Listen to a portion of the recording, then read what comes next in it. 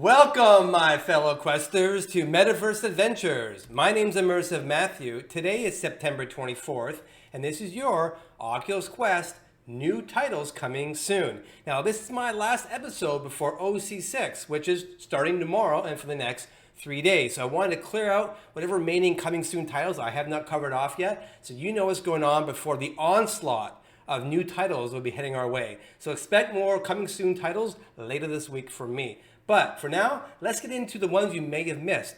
I've got a couple titles for you. One, I have a bit of a disappointment to share, and then a really cool app that's not a game, but for all the musicians out there, you might want to pay attention to this one. So sit back, relax, grab a drink, and let's get into the coming soon.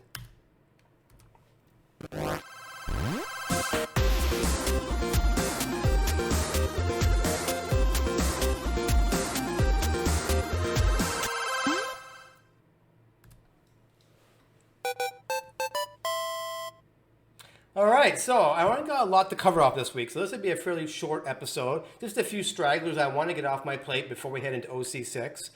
The first one is a game that you've probably heard a fair amount about because it has quite a bit of buzz. This is their latest trailer, actually made right here in Vancouver. And this one looks pretty cool if you already haven't heard about it. It's by Cloudhead Games. They're the makers of the game called The Gallery. They made 2 editions of it, and it was a very fantastic game. One of the early great games in VR back on the Vive when I first played it, and it came out for the Rift as well.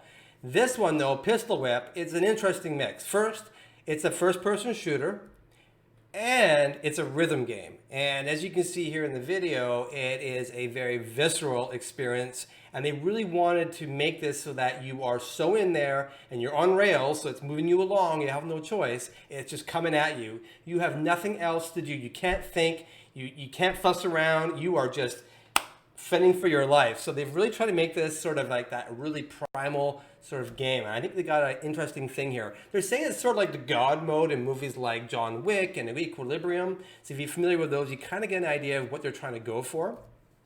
This one is both tactical and it's musical. And what they mean by that is a great interview. This is what this video here is. This is an interview with Denny Unger and his team.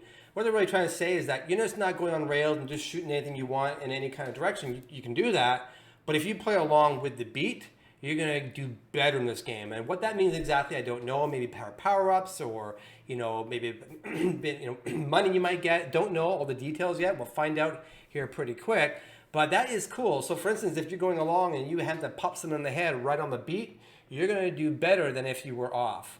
So that adds a whole twist. And I must admit, there's been a lot of times when I'm playing games, and you've probably done this yourself, if you're into first-person shooters and you got your own music playing, that you might even be popping off people onto the beat. So this is like a natural fit. So I think this game is going to go somewhere.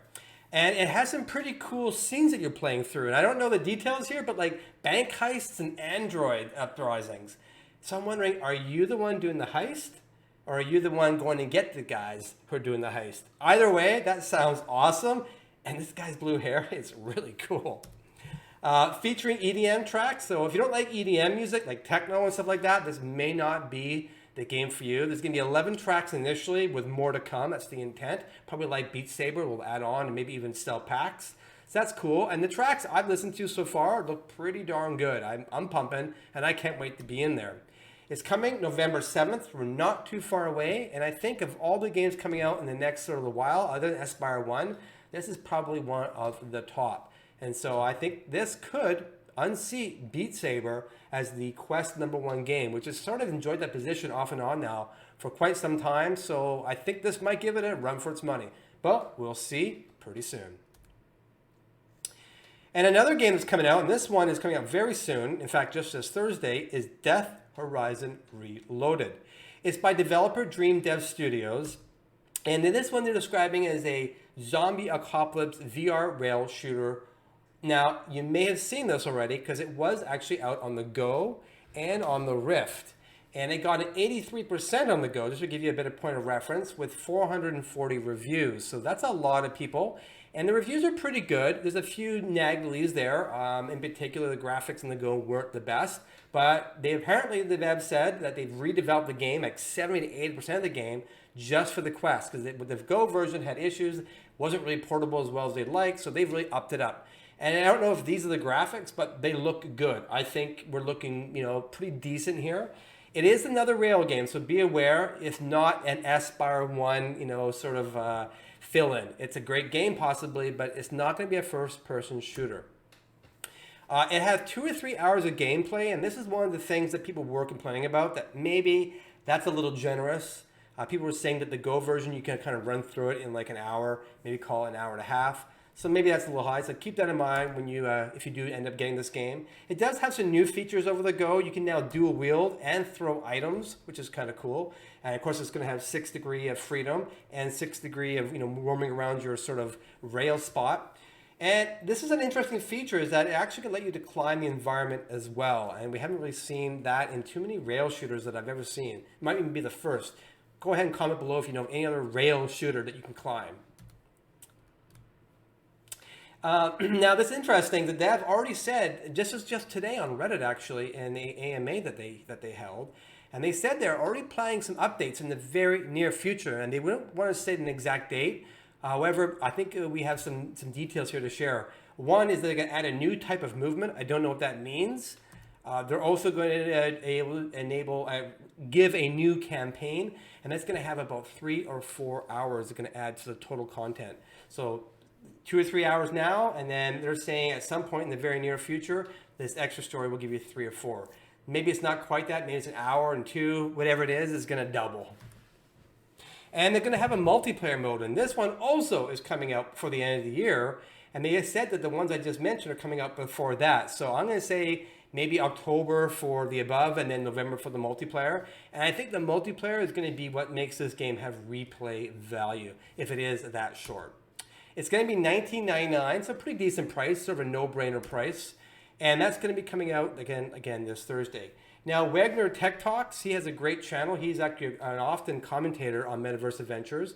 He contacted me and said he's got a copy of the game, and he's doing some reviewing. He's on an embargo right now, but you can look to his channel on Thursday to get the lowdown. And I'll link to that below.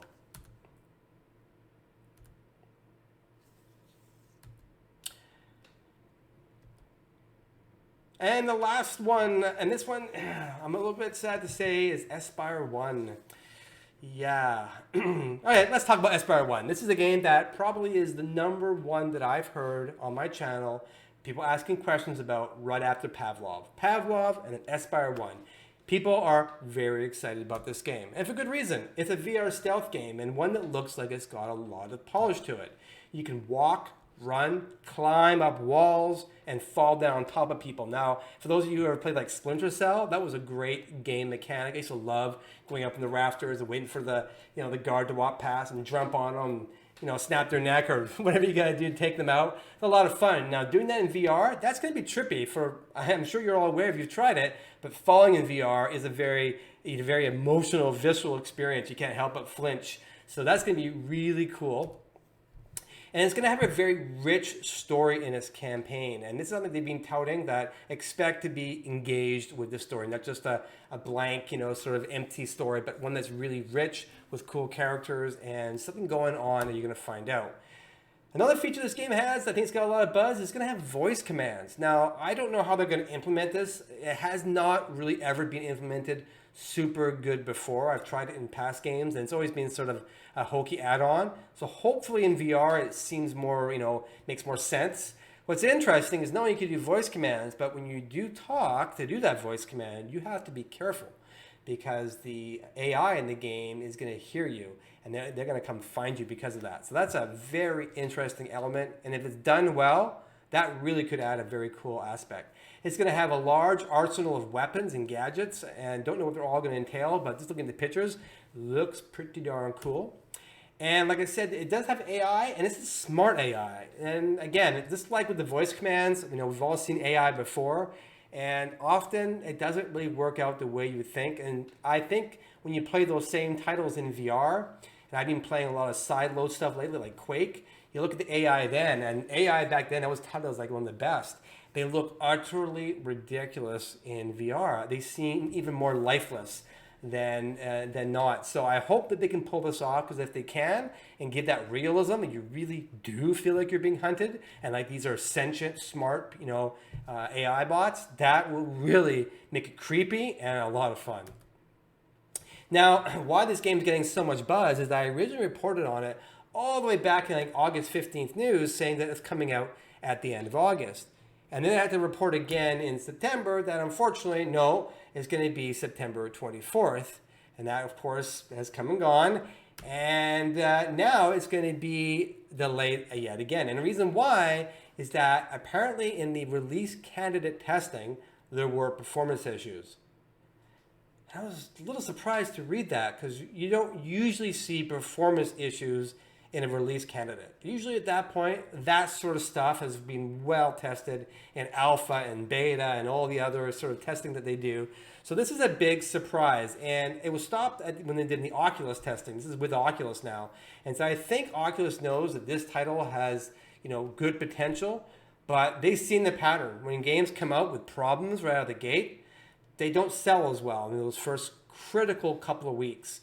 And that can have a huge impact, because you look at the sales charts for most games, it starts out very high and it rapidly goes to a very low trickle. And so if you miss that first window, you're losing like 80% of your revenue. It's a big number. So I can see why this is delayed, and I really hope that these performance issues aren't, systemic architectural problems and they really can't get them fixed. They're saying this is going to push it back another 2 or 3 weeks. No firm dates being given to us yet, and the track record of digital load here on this game hasn't been great. So I wouldn't hold my breath for October. I think we're probably going to see this in November, but we'll see. Let's be hopeful. It's only 2 or 3 weeks. But I guess my advice to digital load was take your time, get it right, but you got to get it in before Black Friday. And the last coming soon title I want to share with you, and this one is for all the musicians out there, and this looks awesome. In fact, I have been waiting for this moment for a very long time. And I've played almost all the music apps in the Vive and the Rift. And of course, now I've been playing Tribe XR DJ in the Quest. And I did talk about that just the other day, which is a fantastic application. Well, this one takes it even further, because now you can only just play music, you're actually making music. This is an application developed by 3 musicians who actually have been playing together for 30 years in different bands, have put out records, have some musical history. So great, developers here. It's a complete recording studio. So if you're familiar with like Ableton or Reason or Pro Logic or any of these sort of digital audio workstations or DAWs, this is sort of like that, but instead of looking at windows and knobs and things with your mouse and keyboard, you're in a virtual environment, as you can see here, and you're playing with the actual, virtual equipment, right on the virtual equipment. And I've dabbled with some of these applications, and they are really, really awesome. They're very compelling. You really do feel a little bit like you're on drums or you're on a keyboard. And there's sampling machines and drum machines here. There's guitars and bass guitars. This is pretty darn good studio. It's pretty complete, and you'll see more in a minute here in the video how you play the guitar. It's pretty interesting, because you're wondering how do you do that. You get to learn, so there's going to be an educational aspect here. You're going to be able to play, of course, the instruments. You're going to be able to jam with others. Now that doesn't exist today, but the developer did confirm when I messaged them that yes, for sure, they're going to be putting in a multiplayer. That's game changing. Like bringing in friends into a virtual studio, from all around the world to collaborate. Are you kidding me? Like mind blown. This is going to really bring some artists. I'm sure, just like with, Tribe XR, there'll be some DJs that will rise in that environment. There's going to be some people who are going to rise in Instrument Studio VR as well. People who can't afford the tens of thousands of dollars to build a recording studio, but can plunk down the, whatever, 20, 30, 40 bucks, whatever it's going to be. It's just so cheap in comparison. And it's going to put musical studios in the hands of individuals, and some talented individuals for sure, that have never had the opportunity to do so. So I'm just waiting to the day we hear on the radio, on pop culture, of a rising star, and they'll say, how'd you do it? What'd you use? And they'll say, virtual reality on my Oculus Quest. That's going to happen. And if it's not this app, there will be others. And this is only going to get better. This is going to be something that's going to be big. Oh yeah, here's how you play the guitar. You see that? hey, it works. And when you hear this video, you can go watch, link is below. It actually sounds really good, surprisingly fluid and smooth. And of course, this whole environment, because there's a full-on mixer, you can see one right there.